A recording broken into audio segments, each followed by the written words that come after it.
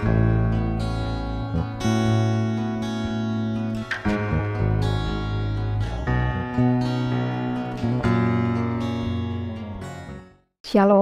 puji Tuhan saudaraku, hari ini kita ada di hari ke-101 dalam gerakan membaca Alkitab. Sebelum kita membaca Alkitab, mari kita berdoa. Kami bersyukur karena Engkau Tuhan menuntun kami boleh ada di hari ke-101 dalam gerakan membaca Alkitab. Tuntunlah setiap pribadi yang telah siap untuk membaca Alkitab di hari ini. Biarlah apa yang akan kami baca dan dengarkan dapat meneguhkan iman kami, dan kami hidup melakukan firman-Mu. Dalam nama Tuhan Yesus kami berdoa. Amin. Saudaraku, kita akan membaca bagian Alkitab di hari ini dalam 1 Raja-Raja pasal 3 sampai pasal 5. Demikian bunyi firman Tuhan. Lalu Salomo menjadi menantu Firaun Raja Mesir. Ia mengambil anak Firaun dan membawanya ke kota Daud, sampai ia selesai mendirikan istananya dan rumah Tuhan dan tembok sekeliling Yerusalem. Hanya bangsa itu masih mempersembahkan korban di bukit-bukit pengorbanan, sebab belum ada didirikan rumah untuk nama Tuhan sampai pada waktu itu. Dan Salomo menunjukkan kasihnya kepada Tuhan dengan hidup menurut ketetapan-ketetapan Daud ayahnya, hanya ia masih mempersembahkan korban sembelihan dan ukupan di bukit-bukit pengorbanan. Pada suatu hari, raja pergi ke Gibeon untuk mempersembahkan korban, sebab disitulah bukit pengorbanan yang paling besar. 1000 korban bakaran dipersembahkan Salomo di atas mezbah itu. Di Gibeon itu Tuhan menampakkan diri kepada Salomo dalam mimpi pada waktu malam. Berfirmanlah Allah, mintalah apa yang hendak kuberikan kepadamu. Lalu Salomo berkata, Engkaulah yang telah menunjukkan kasih setiamu yang besar kepada hamba-Mu Daud ayahku, sebab ia hidup di hadapan-Mu dengan setia, benar dan jujur terhadap Engkau. Dan Engkau telah menjamin kepadanya kasih setia yang besar itu dengan memberikan kepadanya seorang anak yang duduk di tahtanya seperti pada hari ini. Maka sekarang ya Tuhan Allahku, Engkaulah yang mengangkat hamba-Mu ini menjadi raja menggantikan Daud ayahku, sekalipun aku masih sangat muda dan belum berpengalaman. Demikianlah hamba-Mu ini berada di tengah-tengah umat-Mu yang Kau pilih, suatu umat yang besar, yang tidak terhitung dan tidak terkira banyaknya. Maka berikanlah kepada hamba-Mu ini hati yang faham menimbang perkara untuk menghakimi umat-Mu dengan dapat membedakan antara yang baik dan yang jahat. Sebab siapakah yang sanggup menghakimi umat-Mu yang sangat besar ini? Lalu adalah baik di mata Tuhan bahwa Salomo meminta hal yang demikian. Jadi berfirmanlah Allah kepadanya, oleh karena engkau telah meminta hal yang demikian dan tidak meminta umur panjang atau kekayaan atau nyawa musuhmu, melainkan pengertian untuk memutuskan hukum, maka sesungguhnya aku melakukan sesuai dengan permintaanmu itu. Sesungguhnya aku memberikan kepadamu hati yang penuh hikmat dan pengertian, sehingga sebelum engkau tidak ada seorang pun seperti engkau, dan sesudah engkau takkan bangkit seorang pun seperti engkau. Dan juga apa yang tidak kau minta aku berikan kepadamu, baik kekayaan maupun kemuliaan, sehingga sepanjang umurmu takkan ada seorang pun seperti engkau di antara raja-raja. Dan jika engkau hidup menurut jalan yang kutunjukkan dan tetap mengikuti segala ketetapan dan perintahku, sama seperti ayahmu Daud, maka aku akan memperpanjang umurmu. Lalu terjagalah Salomo, ternyata ia bermimpi. Sekembalinya ke Yerusalem, berdirilah ia di hadapan tabut perjanjian Tuhan, dipersembahkannya korban-korban bakaran dan korban-korban keselamatan, kemudian ia mengadakan perjamuan bagi semua pegawainya. Pada waktu itu masuklah 2 orang perempuan sundal menghadap raja, lalu mereka berdiri di depannya. Kata perempuan yang satu, "Ya tuanku, aku dan perempuan ini diam dalam satu rumah, dan aku melahirkan anak pada waktu dia ada di rumah itu. Kemudian pada hari ketiga sesudah aku, perempuan ini pun melahirkan anak. Kami sendirian, tidak ada orang luar bersama-sama kami dalam rumah, hanya kami berdua saja dalam rumah." Pada waktu malam anak perempuan ini mati karena ia menidurinya. Pada waktu tengah malam ia bangun, lalu mengambil anakku dari sampingku, sementara hambamu ini tidur. Dibaringkannya anakku itu di pangkuannya, sedang anaknya yang mati itu dibaringkannya di pangkuanku. Ketika aku bangun pada waktu pagi untuk menyusui anakku, tampaklah anak itu sudah mati. Tetapi ketika aku mengamat-amati dia pada waktu pagi itu, tampaklah bukan dia anak yang kulahirkan. Kata perempuan yang lain itu, bukan, anakkulah yang hidup dan anakmulah yang mati. Tetapi perempuan yang pertama berkata pula, bukan, anakmulah yang mati dan anakkulah yang hidup. Begitulah mereka bertengkar di depan raja. Lalu berkatalah raja, yang seorang berkata, anakkulah yang hidup ini dan anakmulah yang mati. Yang lain berkata, bukan, anakmulah yang mati dan anakkulah yang hidup. Sesudah itu raja berkata, ambilkan aku pedang. Lalu dibawalah pedang ke depan raja. Kata raja, penggalah anak yang hidup itu menjadi dua, dan berikanlah setengah kepada yang satu, dan yang setengah lagi kepada yang lain. Maka kata perempuan yang empunya anak yang hidup itu kepada raja, sebab timbullah belas kasihannya terhadap anaknya itu, katanya, ya tuanku, berikanlah kepadanya bayi yang hidup itu, jangan sekali-kali membunuh dia. Tetapi yang lain itu berkata, supaya jangan untukku ataupun untukmu penggalah. Tetapi raja menjawab, katanya, berikanlah kepadanya bayi yang hidup itu, jangan sekali-kali membunuh dia, dia itulah ibunya.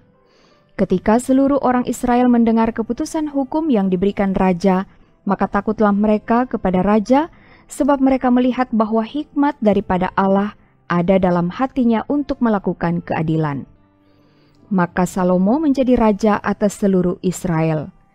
Inilah para pembesarnya, Asarya bin Sadok menjadi imam, Elihoref dan Ahia anak-anak sisa menjadi panitra negara, Yosafat bin Ahilud menjadi bendahara negara, Benaya bin Yoyada menjadi panglima, Sadok dan Abiatar menjadi imam. Asarya bin Natan mengawasi para kepala daerah, Sabut bin Natan seorang imam menjadi sahabat raja. Ahisar menjadi kepala istana, Adoniram bin Abda menjadi kepala rodi. Salomo mempunyai 12 orang kepala daerah atas seluruh Israel yang harus menjamin makanan raja dan seisi istananya. Adalah tanggungan tiap-tiap kepala daerah untuk menjamin makanan selama sebulan dalam setahun.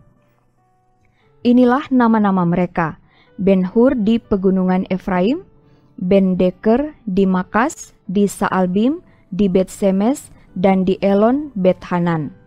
Ben-Hesed di Arubot, wilayahnya ialah Soko dan seluruh tanah Hefer. Ben-Abinadab memegang seluruh tanah Bukit Dor, dan Tafat binti Salomo menjadi istrinya. Baana bin Ahilud memegang Taanak, Megido, dan seluruh Betsean yang di sebelah Sartan, di sebelah hilir Yisrael, dari Betsean sampai Abel Mehola, sampai ke seberang Yokmeam. Selanjutnya Ben-Geber di Ramot Gilead, wilayahnya ialah Hawat Yair yang di Gilead. Yair ialah anak Manasye. Juga wilayah Argob yang di Basan dipegangnya 60 kota besar, berpagar tembok dan berpalang pintu tembaga. Abinadab bin Ido memegang Mahanaim. Selanjutnya Ahimaas di Naftali, ia juga mengambil seorang anak Salomo menjadi istrinya, yakni Basmat.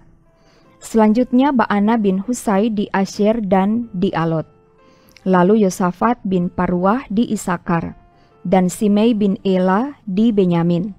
Geber bin Uri di tanah Gilead memegang tanah Sihon, raja orang Amori, dan tanah Og, raja Basan, dan dialah satu-satunya kepala daerah yang ada di tanah itu. Orang Yehuda dan orang Israel jumlahnya seperti pasir di tepi laut. Mereka makan dan minum serta bersukaria. Maka Salomo berkuasa atas segala kerajaan, mulai dari sungai Efrat sampai negeri orang Filistin dan sampai ke tapal batas Mesir. Mereka menyampaikan upeti dan tetap takluk kepada Salomo seumur hidupnya. Adapun persediaan makanan yang diperlukan Salomo untuk sehari ialah 30 kor tepung yang terbaik, dan 60 kor tepung biasa, 10 ekor lembu gemukan, dan 20 lembu gembalaan, dan 100 ekor domba, belum terhitung rusa, kijang, rusa dandi, dan gangsa piaraan. Sebab ia berkuasa atas seluruh tanah di sebelah sini Sungai Efrat, mulai dari Tifsa sampai ke Gaza, dan atas semua raja di sebelah sini Sungai Efrat. Ia dikaruniai damai di seluruh negerinya. Sehingga orang Yehuda dan orang Israel diam dengan tentram, masing-masing di bawah pohon anggur dan pohon aranya, dari Dan sampai Beersheba seumur hidup Salomo. Lagi pula Salomo mempunyai kuda 40.000 kandang untuk kereta-keretanya dan 12.000 orang berkuda. Dan para kepala daerah itu menjamin makanan Raja Salomo serta semua orang yang ikut makan dari meja Raja Salomo. Mereka membawanya masing-masing dalam bulan gilirannya dengan tidak mengurangi sesuatu apapun. Jelai dan jerami untuk kuda-kuda biasa dan kuda-kuda teji dibawa mereka ke tempat yang semestinya, masing-masing menurut tanggungannya. Dan Allah memberikan kepada Salomo hikmat dan pengertian yang amat besar, serta akal yang luas seperti dataran pasir di tepi laut. Sehingga hikmat Salomo melebihi hikmat segala Bani Timur dan melebihi segala hikmat orang Mesir. Ia lebih bijaksana daripada semua orang, daripada Etan orang Esrahi itu, dan daripada Heman, Kalkol, dan Darta, anak-anak Mahol. Sebab itu ia mendapat nama di antara segala bangsa sekelilingnya. Ia menggubah 3.000 amsal dan nyanyiannya ada 1.005. Ia bersajak tentang pohon-pohonan dari pohon aras yang di gunung Libanon sampai kepada hisop yang tumbuh pada dinding batu. Ia berbicara juga tentang hewan dan tentang burung-burung dan tentang binatang melata dan tentang ikan-ikan. Maka datanglah orang dari segala bangsa mendengarkan hikmat Salomo, dan ia menerima upeti dari semua raja-raja di bumi yang telah mendengar tentang hikmatnya itu. Hiram Raja Tirus mengutus pegawai-pegawainya kepada Salomo karena didengarnya bahwa Salomo telah diurapi menjadi raja menggantikan ayahnya, sebab Hiram senantiasa bersahabat dengan Daud. Lalu Salomo mengutus orang kepada Hiram dengan pesan, "Engkau tahu bahwa Daud ayahku tidak dapat mendirikan sebuah rumah bagi nama Tuhan Allahnya, oleh karena musuh-musuhnya memerangi dia dari segala jurusan, sampai Tuhan menyerahkan mereka ke bawah telapak kakinya. Tetapi sekarang Tuhan Allahku telah mengaruniakan keamanan kepadaku di mana-mana, tidak ada lagi lawan dan tidak ada lagi malapetaka menimpa. Dan ketahuilah, aku berpikir-pikir hendak mendirikan sebuah rumah bagi nama Tuhan Allahku, seperti yang dijanjikan Tuhan kepada Daud ayahku demikian. Anakmu yang hendak kududukkan nanti di atas tahtamu menggantikan engkau, dialah yang akan mendirikan rumah itu bagi namaku. Oleh sebab itu perintahkanlah orang menebang bagiku pohon-pohon aras dari gunung Libanon, dan biarlah hamba-hambaku membantu hamba-hambamu, dan upah hamba-hambamu akan kubayar kepadamu seberapa juga kau minta, sebab engkau tahu bahwa di antara kami tidak ada seorang pun yang pandai menebang pohon sama seperti orang Sidon." Maka segera sesudah Hiram mendengar pesan dari Salomo itu, ia sangat bersukacita serta berkata, "Terpujilah Tuhan pada hari ini, karena ia telah memberikan kepada Daud seorang anak yang bijaksana untuk mengepalai bangsa yang besar ini." Lalu Hiram mengutus orang kepada Salomo mengatakan, "Aku telah mendengar pesan yang kau suruh sampaikan kepadaku tentang kayu aras dan kayu sanobar. Aku akan melakukan segala yang kau kehendaki. Hamba-hambaku akan membawanya turun dari gunung Libanon ke laut, dan aku akan mengikatnya menjadi rakit-rakit di laut untuk dibawa sampai ke tempat yang akan kau tunjukkan kepadaku. Kemudian akan kusuruh bongkar semuanya di sana, sehingga engkau dapat mengangkutnya. Sementara itu engkau hendaknya menyediakan makanan bagi seisi istanaku seberapa yang ku kehendaki." Demikianlah Hiram memberikan kayu aras dan kayu sanobar kepada Salomo seberapa yang dikehendakinya. Lalu Salomo memberikan kepada Hiram 20.000 kor gandum, bahan makanan bagi seisi istananya, dan 20 kor minyak tumbuk. Demikianlah diberikan Salomo kepada Hiram tahun demi tahun. Dan Tuhan memberikan hikmat kepada Salomo seperti yang dijanjikannya kepadanya. Maka damai pun ada antara Hiram dan Salomo, lalu mereka berdua mengadakan perjanjian. Raja Salomo mengerahkan orang Rodi dari antara seluruh Israel, maka orang Rodi itu ada 30.000 orang. Ia menyuruh mereka ke Gunung Libanon, 10.000 orang dalam sebulan berganti-ganti. Selama sebulan mereka ada di Libanon, selama 2 bulan di rumah. Adoniram menjadi kepala Rodi. Lagi pula Salomo mempunyai 70.000 kuli dan 80.000 tukang pahat di pegunungan. Belum terhitung para mandur kepala Salomo yang mengepalai pekerjaan itu, yakni 3.300 orang banyaknya yang mengawasi rakyat yang mengerjakan pekerjaan itu. Dan raja memerintahkan supaya mereka melinggis batu yang besar, batu yang mahal-mahal untuk membuat dasar rumah itu dari batu pahat. Maka tukang-tukang Salomo dan tukang-tukang Hiram serta orang-orang Gebal memahat dan menyediakan kayu dan batu untuk mendirikan rumah itu.